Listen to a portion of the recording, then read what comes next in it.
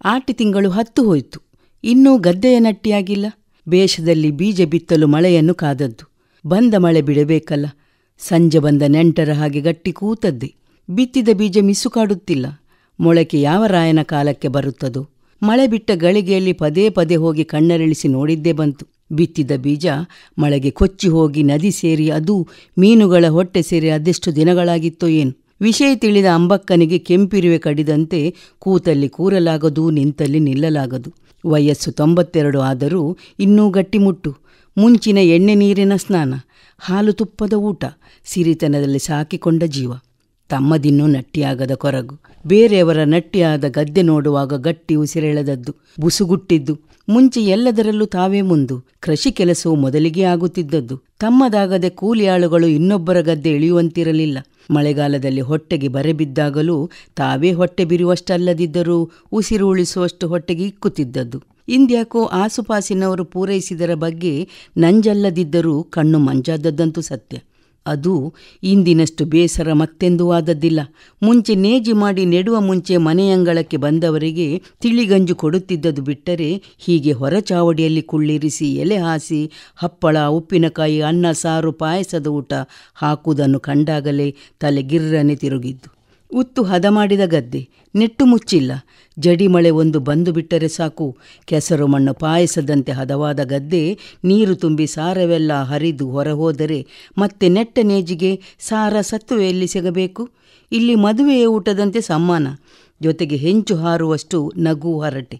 ಕೋಪ ಬರದಿದ್ದೀತೆ ಅಂಬಕ್ಕನಿಗೆ. ಮಳೆ ಕುಟ್ಟಲು ಶುರುವಾಯಿತು. ಗದ್ದೆಗೆ ನೀರು ತುಂಬಿದರೆ, ನೆರೆ ಬಂದು ಗದ್ದೆ ಮುಳುಗಿದರೆ ಎನ್ನುವ ಭಯದಿಂದ ಉಸಿರಾಟದಲ್ಲಿ ಏರುಪೇರು. ಮೊನ್ನೆಯೂ ಹೀಗೆ ಆದದ್ದಲ್ಲವೇ?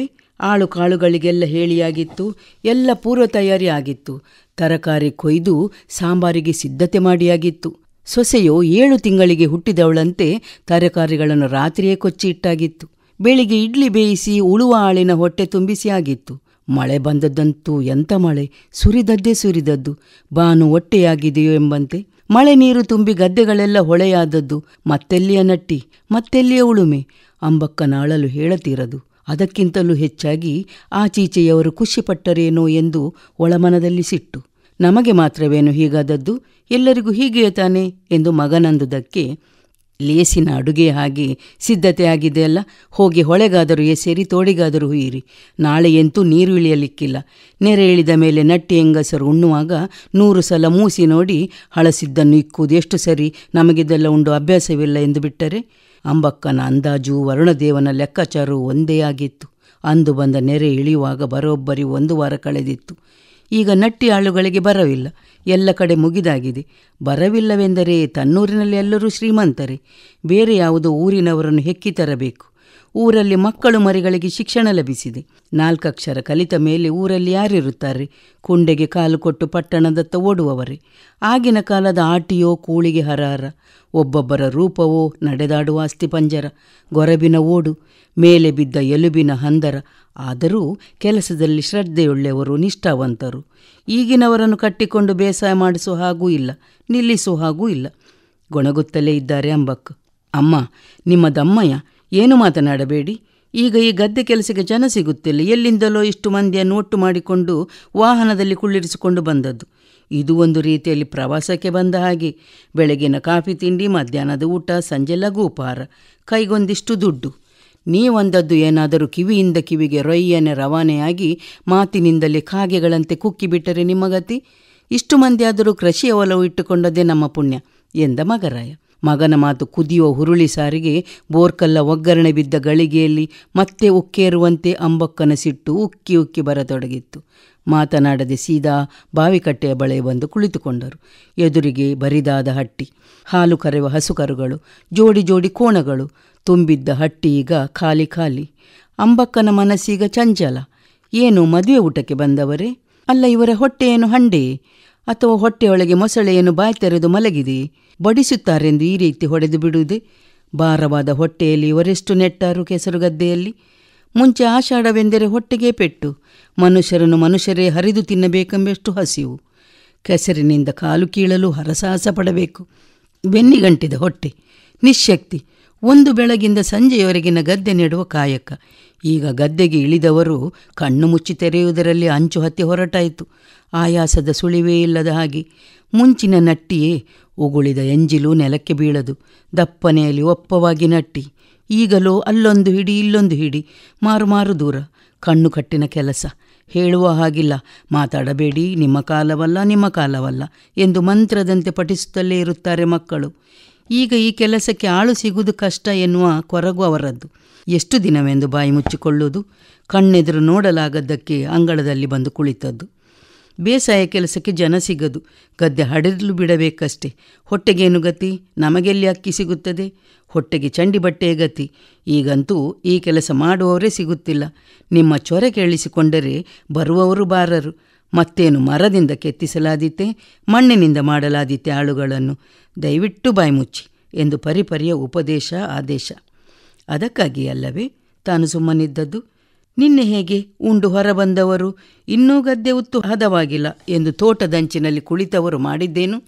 ತೋಟದ ಹಲಸಿನ ಮರದಲ್ಲಿ ನೇತಾಡುವ ಹಲಸಿನ ಹಣ್ಣನ್ನು ಕಂಡವರೇ ಕುಣಿದಾಡಿದ್ದೇನು? ಮಂಗಗಳಿಗೆ ಹಕ್ಕಿಗಳಿಗೆ ಹಸಿವಾಗುತ್ತದೆಂದು ಕೊಯ್ಯದೆ ಬಿಟ್ಟದ್ದು. ಒಬ್ಬಾಕೆ ಚೂಡಿದಾರದ ಶಾಲನ್ನು ಸೊಂಟಕ್ಕೆ ಕಟ್ಟಿಕೊಂಡು ಬರಬರನೆ ಜಾರುವ ಮರವನ್ನು ಹತ್ತಿ ಪಟಪಟನೆ ಉದುರಿಸಿದ್ದೂ ಆಯಿತು. ಮತ್ತೇಕೆ ತಡವೆಂಬಂತೆ. ಇಂಬ ಹಲಸನ್ನು ತಿಂಬ ಬಾಯಿ ತುಂಬ ಎಂದು ಎರಡೂ ಕೈಗಳಿಂದ ಬಗೆದಾಗ ಸಾಕ್ಷಾತ್ ನರಸಿಂಹನೇ ಹಿರಣ್ಯಕಶಿಪುವಿನ ಹೊಟ್ಟೆ ಬಗೆದಂತೆ. ಅಂಬಕ್ಕನಿಗೆ ಅಚ್ಚರಿ. ಪಕ್ಕದಲ್ಲಿ ನಿಂತಿರುವ ಮಗನಿಂದಾಗಿ ಬಾಯಿ ತೆರೆಯದೆ ಮೌನ ಕಟ್ಟಿದ್ದು. ಅದು ಹೇಗೆ? ಹಲಸಿನ ಮೇಣ ತುಟಿಗಳಿಗೆ ಮೆತ್ತಿ ಬಾಯಿ ತೆರೆಯದ ಹಾಗೆ ಒಂದಕ್ಕೊಂದು ಬೆಸೆದುಕೊಂಡದ್ದು. ಈಗಿನವರಿಗೆ ಮುಲಾಜಿಲ್ಲ, ಕೇಳಬೇಕೆಂಬ ವ್ಯವಧಾನವೂ ಇಲ್ಲ. ಕೇಳಿದ್ದರೆ ಹೇಳುತ್ತಿರಲಿಲ್ಲವೇ ಆಟಿ ಹಲಸು ನಂಜಿ ಎಂದು? ತಿನ್ನಲಿ ನನಗೇನಂತೆ ಅಂದುಕೊಂಡರು. ಮುಂಚೆ ಹಟ್ಟಿಯಲ್ಲಿ ಕೋಣಗಳಿರುವಾಗ ಅವುಗಳ ಕಾಲು ಗಟ್ಟಿಯಾಗಬೇಕೆಂಬ ಉದ್ದೇಶದಿಂದ ನಿತ್ಯವೂ ಹುರುಳಿ ಬೇಯಿಸಿ ಕೊಡುತ್ತಿದ್ದದು. ಬೇಯಿಸಿದ ಹುರುಳಿಯ ನೀರಿಗೂ ಅದೆಷ್ಟು ಬೇಡಿಕೆ, ಕೇಳುವಾಗ ಅದೆಷ್ಟು ಸೌಜನ್ಯ. ತಾಯಿಗೆ ಜ್ವರ ಬಂದಿದೆ, ಊಟ ಸೇರುತ್ತಿಲ್ಲ, ನಂಜಿಕೊಳ್ಳಲು ಸ್ವಲ್ಪ ಉಪ್ಪಿನಕಾಯಿ ಬೇಕಿತ್ತು ಎನ್ನುವಾಗ ದಾಕ್ಷಿಣ್ಯ ಜೀವವನ್ನು ಹಿಡಿ ಮಾಡುತ್ತಿತ್ತು. ಆಷಾಢ ತಿಂಗಳು ಹಸಿವು ತೊಡು ಜಾಸ್ತಿ. ಮಾಡಿದ ಹಪ್ಪಳ ಸಂಡಿಗೆ 4 ದಿನದಲ್ಲಿ ಮಕ್ಕಳು ಮುಕ್ಕಿ ತಿಂದಾಯಿತು. ಮಳೆ ಬರುವಷ್ಟು ಪುರುಸೊತ್ತು ಕೊಡಲಿಲ್ಲ. ಈಗ ತೊಡುವಾಗುತ್ತಿದೆ ಎನ್ನುತ್ತಿದ್ದಾವೆ. ಎನ್ನುವಾಗ ಏನಾದರೂ ಕೊಡಿರೆಂಬುದಕ್ಕೆ ಪೀಟಿಕೆ ಬೇಡಿಕೆ. ಹಲಸಿನ ಬೀಜ ಒಲೆಯಲ್ಲಿ ಓಡಿಟ್ಟು ಹುರಿದು ಕೊಡಬೇಕೆಂದಿದ್ದೆ, ಇಲ್ಲ ಒಲೆಯಲ್ಲಿ ಸುಟ್ಟಾದರೂ ಕೊಡಬೇಕೆಂದಿದ್ದೆ. ಹಸಿ ಕಟ್ಟಿಗೆಯಲ್ಲಿ ಒಲೆ ಊದಿ ಹೊಗೆ ತುಂಬಿದೆ ಮನೆ. ಕಣ್ಣಲ್ಲಿ ನೀರು. ಮನೆಯ ಮಕ್ಕಳು ಮನೆಯಿಂದ ಹೊರಗೆ ಓಡುವ ಹಾಗೂ ಇಲ್ಲ. ಪುಷ್ಯಮಳೆ ರಂಗಸ್ಥಳದಲ್ಲಿ ಒಡ್ಡೋಲಗದಲ್ಲಿ ವೀರಾವೇಶದಲ್ಲಿ ಕುಣಿದಂತೆ ಬೃಹದಾಕಾರವಾಗಿ ಸುರಿಯುತ್ತಲೇ ಇದೆ. ಈಗವೂ ಅಷ್ಟೇ. ಕಳೆದ ವಾರ ಬಂದ ಮಳೆ ನಿಂತ ನೆರೆ ತಣ್ಣನೆ ಹೆಬ್ಬಾವಿನಂತೆ ಮಲಗಿಬಿಟ್ಟಿತ್ತು. ಇಳಿಯುವ ಸೂಚನೆ ಇಲ್ಲದ ಹಾಗೆ. ನೇಜಿ ನೀರಡಿ ಮುಳುಗಿ ಅರ್ಧ ಕೊಳೆತಿತ್ತು. ಇನ್ನು ನೆಟ್ಟರೆಷ್ಟು ಬಿಟ್ಟರೆಷ್ಟು. ನೆಟ್ಟು ಬೇರು ಬಿಟ್ಟು ಮೇಲೇಳಬೇಕಾದರೆ ತಿಂಗಳೇ ಬೇಕಾಗಬಹುದು. ಇಲ್ಲಿ ನೆರೆಯಾಗಲು ಮಳೆಯೇ ಬೇಕೆಂದಿಲ್ಲ. ಬರೀ ಗಾಳಿ ಬೀಸಿದರೂ ಸಾಕು. ಎಲ್ಲೋ ಬಿದ್ದ ಮಳೆ ಇತ್ತಲ್ಲಿ ಹರಿದು ನೆರೆ ನುಗ್ಗಿ ಮೇಲೇರುತ್ತದೆ. ಅಂಬಕ್ಕ ಅಂಡು ಸುಟ್ಟ ಬೆಕ್ಕಿನಂತೆ ಅತ್ತಿಂದತ್ತ ತಿರುಗಾಡುತ್ತಲೇ ಇದ್ದಾರೆ. ಅಮ್ಮ, ಅಂಗಳಕ್ಕೆ ಸಿಮೆಂಟಿನ ಹೊದಿಕೆ, ಮೇಲ್ಮೈಯಲ್ಲಿ ಪಾಚಿ ಕಟ್ಟಿದೆ. ಜಾರಿ ಬಿದ್ದು ಈ ಇಳಿಕಾಲದಲ್ಲಿ, ಅದು ಈ ಮಳೆಗಾಲದಲ್ಲಿ ಆಸ್ಪತ್ರೆಗೆ ಹೊರುವ ಹಾಗೆ ಮಾಡಬೇಡಿ ಎಂದ ಮಗನಿಗೆ ಯಾವಾಗಲೂ ಅಪಶಕುನದ್ದೇ ಮಾತು ಅಂದವರೇ ಅವನಂದದ್ದು ಸರಿಯೇ, ತಪ್ಪಿಲ್ಲ. ಮಗನ ಕಾಳಜಿಯಲ್ಲವೇ ಎಂದು ಸಮಾಧಾನಿಸಿಕೊಂಡರು. ಅವನು ಏನೇ ಅಂದರೂ ಮೊದಲು ಒಪ್ಪಿಕೊಳ್ಳದಿದ್ದರೂ ಮತ್ತೆ ಒಪ್ಪಿಗೆ ಕೊಟ್ಟಿರಲಿಲ್ಲವೇ? ಅಮ್ಮ, ಕೋಣಗಳನ್ನು ಸಂಭಾಳಿಸುವುದು ಕಷ್ಟ. ಹೊಟ್ಟೆಗೆ ಹಾಕಲಾಗುವುದಿಲ್ಲವೆಂದಲ್ಲ, ಕೋಣಗಳಿಗೆ ಮದವೇರಿದೆ. ಮೂಗಿಗೆ ಹಗ್ಗ ಹಾಕಿದರೂ ಎಳೆಯಲು 4 ಜನ ಬೇಕು. ರಾಮನಿಂದಲೂ ಆಗದು, ನನ್ನಿಂದಲೂ ಆಗದು. ಆಚೀಚೆಯವರ ನಟ್ಟಗದ್ದೆಗೆ ಬಾಯಿ ಹಾಕುತ್ತವೆಂದು ಬಾಯಿಗೆ ದುಡಿ ಕಟ್ಟಿ ನೋಡಿಯಾಯಿತು. ಮದ ಬೀಳಿಸಿ ಶೀಲ ಮಾಡುವವರು ಈಗ ಯಾರಿದ್ದಾರು? ನಮಗೆ ಯಾಕೆ ಆ ಉಸಾಬರಿ? ಯಾರಿಗಾದರೂ ಮಾರಿಬಿಟ್ಟರೆ ಆಗುತ್ತಿತ್ತೇನು? ಹೇಗೂ ಗದ್ದೆ ಉಳಲು ಕಟಾವು ಮಾಡಲು ಮೆಷಿನು ಬಂದಿದೆ ಎಂದಾಗ ಮೊದಲು ಅಸಮ್ಮತಿ ಇದ್ದರೂ ಮತ್ತೆ ಒಪ್ಪಿಗೆ ಕೊಟ್ಟದ್ದು. ಮಗ ಮೆಷಿನ್ನಿನ ವ್ಯಾಮೋಹಕ್ಕೆ ಕೋಣಗಳ ಮೇಲೆ ಆಪಾದನೆ ಹಾಕುತ್ತಿದ್ದಾನೆ ಎಂದು ಸಂಶಯ ಬಂದಿದ್ದರೂ ಒಪ್ಪಿಗೆ ಕೊಟ್ಟಿದ್ದರು. ಗದ್ದೆ ಉಳುವ ರಾಮನದ್ದು ಬೇಡಿಕೆಗಳನ್ನು ಪೂರೈಸಿ ಸುಸ್ತು. ಗಂಟೆಗೊಮ್ಮೊಮ್ಮೆ ಚಹಾ, ಬೀಡಿ, ಎಲೆ, ಅಡಿಕೆ. ಊಟಕ್ಕೆ ಹುರುಳಿ ಸಾರಿಗೆ ಸೌತೆ ಹಾಕಿ ಗಮ್ಮನೆ ಸಾರು ಇದ್ದರೂ ಊಟ ಸೇರದವನಿಗೆ ಹುಳ್ಳಗೆ ಖಾರದ್ದು ಇಲ್ಲವೇ? ಹುರುಳಿ ಸಾರು ತಿಂದು ಉಳುವಾಗ ಕಾಲಲ್ಲಿ ಚೆಂಡು ಬರ್ತದೆ ಎಂದದಕ್ಕೆ ಚೆಂಡು ಬಂದರೆ ಉಳುವುದನ್ನು ನಿಲ್ಲಿಸಿ ಚೆಂಡಾಟ ಆಡು. ನಿನಗೆ ಬಾಯಿ ರುಚಿಗೆ ತಕ್ಕ ಹಾಗೆ ಮಾಡಲು ಇದೇನು ಹೋಟೆಲೇ? ಅಂದ ಮೇಲೆ ಅವನ ಹೊಟ್ಟೆಯ ಕಾಳಜಿಯೂ ಸೇರಿಕೊಂಡಿತ್ತು. ಹಾಗಾಗಿ ಮಗನೆಂದದ್ದು ಸರಿಯೇ, ಕೋಣ ಮಾರಲಿ ಬಿಡಲಿ, ಎಲ್ಲರಿಗಾದದ್ದು ತನಗಾಗದೆ ದಿನ ಲೆಕ್ಕ ಹಾಕುವವಳಿಗೆ ಯಾಕೆ ಬೇಡದ ಉಸಾಬರಿ. ಆದರೆ ಕೊನೆ ನಟ್ಟೆ ಸಂಭ್ರಮ ಮಾಡಲು ಆಗದ ಕೊರಗು ಅಂಬಕ್ಕನಿಗೆ. ಆ ಲೆಕ್ಕದಲ್ಲಿ ಆಳುಕಾಳುಗಳಿಗೆ ಹೊಟ್ಟೆ ತುಂಬ ಊಟ ಹಾಕಬಹುದು. ಆದರೆ ಕೋಣಗಳನ್ನು ತಿಕ್ಕಿ ಸ್ನಾನ ಮಾಡಿಸಿ ಕೈಕಾಲುಗಳಿಗೆ ಎಣ್ಣೆ ಹಚ್ಚಿ ಹೊಟ್ಟೆ ತುಂಬ ಹುರುಳಿಗೆ ಕೊಬ್ಬರಿ, ತೌಡು, ಎಳ್ಳೆಣ್ಣೆ ಮಿಶ್ರ ಮಾಡಿ ತಿನ್ನಲು ಕೊಡುವ ಹಬ್ಬದ ಆಚರಣೆ ಹೇಗೆ ಮಾಡಲಾದೀತು? ಮೆಷಿನಿನ ಚಕ್ರಗಳಿಗೆ ಎಣ್ಣೆ ಹಚ್ಚಿ ಕಡೆನಟ್ಟಿ ಮಾಡಲಾಗುತ್ತದೆ. ಅಲ್ಲ, ಈಗ ನಟ್ಟಿ ಎಂದರೆ ತಿಂಗಳುಗಟ್ಟಲೆ ನಡೆಯುತ್ತದೆ. ಖರ್ಚಿಗಾಗುವಷ್ಟು ಮಾತ್ರ. ಒಂದು ತಪ್ಪಿದರೆ 2 ದಿನ, ಅದರಲ್ಲಿ ಮೊದಲೇನು ಬಂತು ಕೊನೆಯೇನು ಬಂತು. ಅಂಬಕ್ಕನಿಗೆ ಚಾವಡಿಯಿಂದ ಕೇಕೆ ನಗುವಿನ ಅಲೆ ಕೇಳಿ ಬಂತು. ಸಿಟ್ಟು ನೆತ್ತಿಗೇರಿತು. ಮುಂಚೆ ಕೊಟ್ಟಿಗೆಯ ದಂಡೆಯಲ್ಲಿ ಊಟ ಬಡಿಸ್ತಿದ್ದಳು, ಈಗ ಚಾವಡಿಯಲ್ಲಿ, ಮುಂದೆ ಅಡುಗೆ ಮನೆಯಲ್ಲೇ ಹಾಕಿಯಾರು ಎನ್ನುತ್ತಿರುವಾಗಲೇ ನಾಯಿಯೊಂದು ಬಳಿ ಬಂದು ಅಂಬಕ್ಕನ ಮೂಸಿದ್ದೇ ತಡ. ನಾಯಿಗೆ ಸಲುಗೆ ಕೊಟ್ಟರೆ ನೆಸಲು ನೆಕ್ಕುತ್ತದಂತೆ ಎಂದು ಪಕ್ಕದಲ್ಲಿದ್ದ ಕೋಲನ್ನು ಹೆಕ್ಕಿ ಬಾಯಲ್ಲಿ ಉದುರದೇ ಉಳಿದಿದ್ದ 2 ಹಲ್ಲನ್ನು ಕಚ್ಚಿ ತನ್ನ ಸಿಟ್ಟನ್ನೆಲ್ಲ ಒಟ್ಟು ಮಾಡಿ ರಭಸದಲ್ಲಿ ಎಸೆದು ಬಿಟ್ಟರು. ನಾಯಿ ಕುಯ್ಗುಡುತ್ತಾ ಓಡಿದಾಗ ಹೊರಬಂದ ಮಗ, ಅಮ್ಮ, ನನಗೆಲ್ಲ ಅರ್ಥವಾಗುತ್ತದೆ. ಆ ಮೂಕ ಪ್ರಾಣಿಯ ಜೀವ ಯಾಕೆ ತಿನ್ನುತ್ತೀರಿ? ಅದೇನು ತಪ್ಪು ಮಾಡಿದೆ? ಯಾರ ಮೇಲಿನ ಸಿಟ್ಟನ್ನು ಇನ್ಯಾರ ಮೇಲೂ ತೀರಿಸಿಕೊಳ್ಳುತ್ತೀರಿ? ಅದೂ ಅಲ್ಲದೆ ಯಾಕಿಷ್ಟು ಗಟ್ಟಿಯಾಗಿ ಒಬ್ಬೊಬ್ಬರೇ ಮಾತನಾಡಿಕೊಳ್ಳುತ್ತೀರಿ? ಅವರಿಗೆ ಕೇಳಿಸಿದರೆ ಅವರು ಮನುಷ್ಯರಲ್ಲವೇ? ಈಗ ಇಷ್ಟಾದರೂ ಮಂದಿ ಸಿಗುತ್ತಾರೆ. ಮುಂದೆ ಮುಂದೆ ಕೃಷಿ ಮಾಡಿದ ಹಾಗೆ ಹೇಗೋ ಅವರಿವರಲ್ಲಿ ಬೇಡಿ ಕಾಡಿ ಒಟ್ಟು ಮಾಡಿದ ಪ್ರಯಾಸ ನನಗೆ ಮಾತ್ರ ಗೊತ್ತು. ಇವರೂ ಸಿಕ್ಕಿರದಿದ್ದರೆ ನಟ್ಟಿ ಹೇಗಾಗುತ್ತದೆ? ನಾನು ಇರುವವರೆಗೆ ಬೇಸಾಯ ನಿಲ್ಲಿಸಬೇಡ, ಗದ್ದೆ ಹಡಿಲು ಹಾಕಬೇಡ ಎನ್ನುತ್ತೀರಿ. ಇಷ್ಟು ಖರ್ಚು ಮಾಡಿ ಅದರಿಂದ ಲಾಭವಾದರೂ ಇದೆಯಾ? ಸುಮ್ಮನೆ ಹೋರಾಟ. ಮುಂದೆ ಗದ್ದೆ ಕೆಲಸ ಮಾಡುವವರ್ಯಾರು? ಇದ್ದ ಹೊಲ ಮಾರಿ ಮನೆ ಕಟ್ಟಿ ಕುಳಿತುಕೊಳ್ಳುತ್ತಿದ್ದಾರೆ ಜನ. ಮರಿ ಮಕ್ಕಳಲ್ಲಿ ಅಕ್ಕಿ ಎಲ್ಲಿ ಬೆಳೆಯುತ್ತದೆ ಎಂದರೆ ಮತ್ತೆಲ್ಲಿ? ಮರದಲ್ಲಿ. ಅನ್ನದಿರಲಿಕ್ಕಿಲ್ಲ, ಅದರ ಕಲ್ಪನೆಯೂ ಇರಲಿಕ್ಕಿಲ್ಲ. ನಿಮ್ಮ ಕಾಲದಲ್ಲಿ 3 ಬೆಳೆ ತೆಗೆಯುತ್ತಿದ್ದೀರಿ, ಈಗ ಒಂದೇ ಒಂದು ಬೆಳೆ, ಅದು 1-2 ಗದ್ದೆ ಮಾತ್ರ. ಅದಕ್ಕೂ ಎಷ್ಟು ಹೋರಾಟ. ಪ್ರಕೃತಿಯೂ ಸಹಕರಿಸುತ್ತಿಲ್ಲ, ಅದರದ್ದೂ ಹಠ. ಬೇಕಾದಾಗ ಮಳೆ ಇಲ್ಲ, ಬೇಡದಿದ್ದಾಗ ಬಾಯಿ ತೆರೆದು ಸುರಿಯುವ ಮಳೆ. ಯಾವಾಗಲೋ ಖುಷಿ ಬಂದ ಹಾಗೆ ಮಳೆ. ಹಿಂದೆ ಬರುತ್ತಿದ್ದರೆ ಮುಂದಿನ ಭಾಗದಲ್ಲಿ ಮಳೆ ಇಲ್ಲ, ಮುಂದೆ ಬರುತ್ತಿದ್ದರೆ ಹಿಂದಿನ ಭಾಗದಲ್ಲಿ ಮಳೆ ಇಲ್ಲ. ಜೊತೆಗೆ ನಿಮ್ಮ ಕಿರಿಕಿರಿ ಬೇರೆ. ತಲೆ ಕೆಟ್ಟು ಹೋಗುತ್ತಿದೆ. ನಿಮ್ಮ ಮಾತು ಅವರಿಗೇನಾದರೂ ಕೇಳಿಸಿದರೆ ಅಲ್ಲಿಂದಲೇ ಹೊರೆ ನಡೆದಾರು. ಬೇಸಾಯವು ಒಂದು ಸಂಪ್ರದಾಯದಂತೆ, ನಡೆಯಲಿ ಬಿಡಿ, ಅವರು ಬಾರದಿದ್ದರೆ ನಮ್ಮಿಂದಾಗುತ್ತದೆ ಎಂದು ಬೋಧಿಸಿದ ಮಗರಾಯ. ಹೌದು, ಸಾಕು ಮಾಡು, ಆಯಿತು, ಮಾತನಾಡುವುದಿಲ್ಲ. ನೀನು ತಲೆ ಮೇಲೆ ಹೊತ್ತುಕೋ, ನನಗೇನು? ಯಾರೇ ಆಗಲಿ ಪರಿಶ್ರಮಕ್ಕೆ ತಕ್ಕ ಪ್ರತಿಫಲ. ಅವಶ್ಯಕತೆ ಇದೆ ಎಂದರೆ ಮರವೇರಿ ಕೂರುವುದಲ್ಲ, ತಿಳಿಯಿತೆ ಎಂದರು ಗಡುಸಾಗಿ. ಮಗ ಮರು ಮಾತನಾಡಲಿಲ್ಲ. ಯಾಕೋ ಕುಳಿತಲ್ಲೇ ಚಳಿಯಾಗುತ್ತಿದೆ. ಜ್ವರ ಬಂದಿತೆ ಎನ್ನೋ ಭಯ ಅಂಬಕ್ಕನಿಗೆ. ಅದು ಈ ಆಷಾಢದ ಜ್ವರ ಒಬ್ಬೊಬ್ಬರಿಗೆ ಬಂದರೆ ಸಾಕು, ಮನೆ ಮಂದಿಯನ್ನು ಮಲಗಿಸುತ್ತದೆ. ಕೊರೋನಾ ಗೆದ್ದವಳಿಗೆ ಇದಕ್ಯಾಕೆ ಭಯ ಎಂದಿತು ಮನಸ್ಸು. ಹೇಗೂ ಆಟಿ ಅಮಾವಾಸ್ಯೆ ದಿನ ಹಾಲೆಕೆತ್ತೆ ಮದ್ದು ಸ್ವಲ್ಪ ಜಾಸ್ತಿಯೇ ಕುಡಿದದ್ದು. ಎಲ್ಲ ಸೀಕು ಸಂಕಟ ಮಾಯವಾಗುತ್ತದೆಂದು. ಮುಂಚೆ ನಾವೆಲ್ಲಿ ಡಾಕ್ಟರ್ ಹತ್ರ ಹೋಗ್ತಿದ್ದೆವು?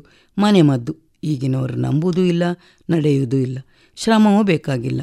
ಹೌದು, ಕೆಲವೊಮ್ಮೆ ಮನಸ್ಸು ಕರಗಿ ಅನುಕಂಪ ಹುಟ್ಟುತ್ತದೆ.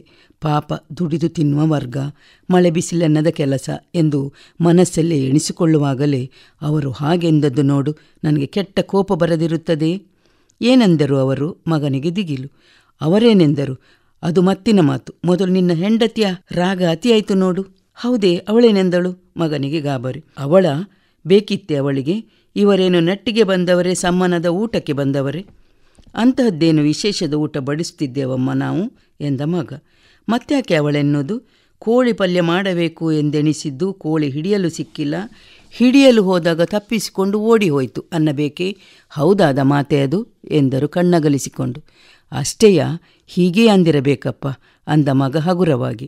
ಅಷ್ಟೇಯ ಎನ್ನುವ ಶಬ್ದ ಕೇಳಿಸಿಕೊಂಡರೆ ನನಗೆ ಸಿಟ್ಟು ಮತ್ತೊಮ್ಮೆ ನೆತ್ತಿಗೆ ಇರುತ್ತದೆ.